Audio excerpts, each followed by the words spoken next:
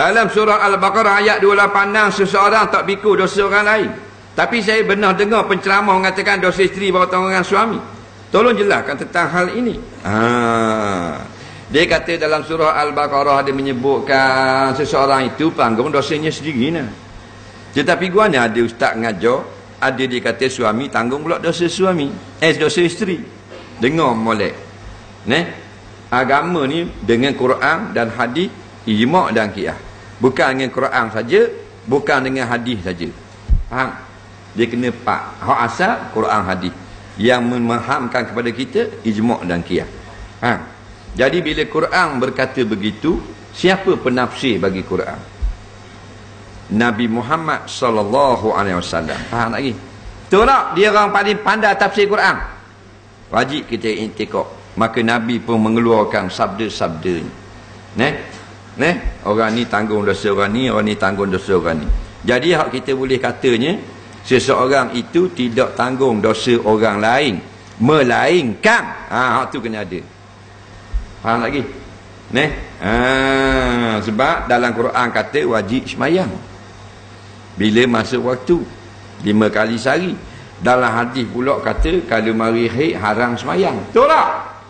Adakah kita nak kata tak boleh ikut hadis? Tak, hak nu nak khabar wajib semayang asalnya semua yang mukallaf wajib semayang, laki puang. Dalam hadis kata melainkan perempuan yang uzur fada'i solah, tolong berhenti semayang, tak boleh semayang. Jadi salah tak hadis? Tak, dia yang menjelaskan lagi maksud Al-Quran. Jadi asalnya kita tidak tanggung dosa orang lain melainkan dengan beberapa sebab. Sebab tu ambil di mana ulama reka? Tak, ulama ambil pada ayat Quran juga dan hadis-hadis. Di antaranya hadis mana? Ad-dalu 'alal khair kafa'ilihi wad-dalu 'alal syarri kafa'ilihi. Siapa yang suruh buat benda baik, dia dapat pahala macam orang tukang buat. Siapa yang suruh buat benda dosa, dia dapat dosa sama macam orang yang buat. Jadi di sini jelas. Kita tak pergi tak semayang pergi, kita suruh orang semayang. Dia pun pergi semayang sebab kita suruh. Kita boleh pahala. Boleh pahala. Kita khabar korang malam ni ada orang mari mengajar kampung Butuk pergi dengar belakang. Dia pesan ke budak-budak. Faham? Budak-budak 10 orang dengar, mari belakang Butuk mana dengar. Maka dia tu boleh tak pahala tukang suruh? Boleh, pasal Nabi kata asal tak pikul pahala orang lain, pahala masing-masing yang buat. Tapi dia tak buat, orang mari dengar dia boleh tak pahala. Memang dah Nabi kata tadi, ad-dalu 'alal khair kafa'ilihi. Dia tak mari dengar, dia pergi karaoke lah ni, tapi boleh pahala mari. Pasal apa? Dia orang beriman, dia suruh buat benda baik, dia boleh tak pahala.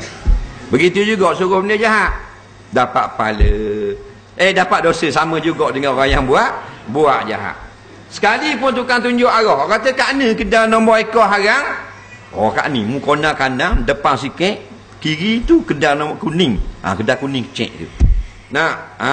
Jadi kawan tu gilah tikan ekor. Dosalah. Dosa tikan ekor tu boleh attack orang tukang tunjuk kedai. Orang tukang tunjuk dah main ekor, baru balik haji. Dia pergi dengar cuma tolong tunjuk, boleh gak dosa tikan ekor. Faham lagi?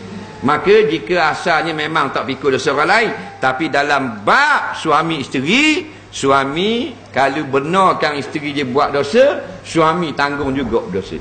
Isteri dapat suami dapat Isteri dak semayang subuh, suami dak suruh, suami boleh dosa dak semayang subuh atas kepala suami. Faham? Soalan seterusnya,